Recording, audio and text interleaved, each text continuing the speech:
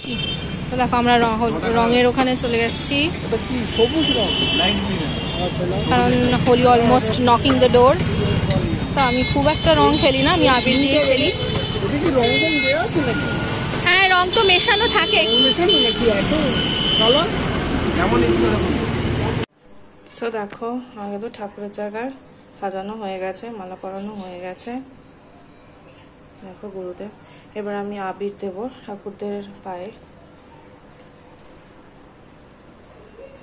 গোপাল,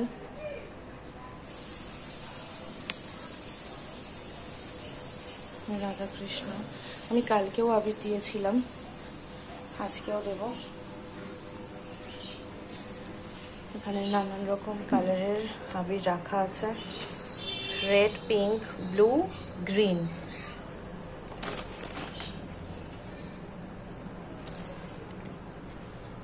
আমি এখানে ভোগটা দিয়ে নিয়েছি। আমি একটু আবির দিয়ে নিই। পিঙ্ক কালারের আবির দিয়েছি, এবার গ্রিন কালারের আবিরটা দিয়ে দিই। তো দেখো আমি এবার আবিরটা দিইনি, কালকেও দিয়েছি।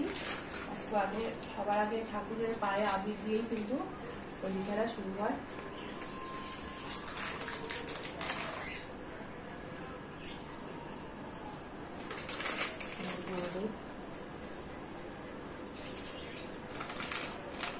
লক্ষ্মী বাবার পায়েও দিচ্ছি।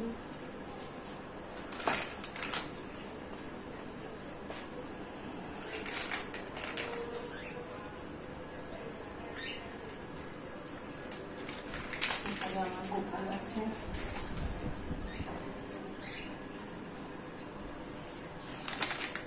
রাধা কৃষ্ণ আছে। দেখো সবই কিন্তু আমি মায়াপুর থেকে এনেছি, গোপাল আর রাধা কৃষ্ণ। গণেশ আছে।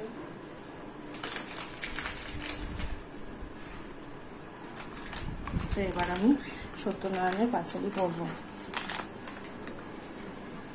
Happy Holi to all my friends. সবাই খুব ভালো করে হোলিটাকে সেলিব্রেট করো, ভালো রান্না করে খেও। আবার দেখা হবে নেক্সট ব্লগে। সো দেখো আমি রান্না বসাবো। তো যেহেতু আজকে হোলিতে একটু স্পেশাল কিছু রান্না করার ইচ্ছা আছে। ছেলেটা যদিও শরীর খুব একটা ভালো নেই, জ্বর হয়েছে, তো তাও করবো।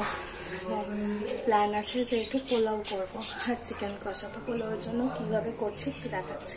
দেখো আমার পোলাওটা হয়ে গেছে, এবার আমি কাজু আর কিশমিশটা অ্যাড করবো।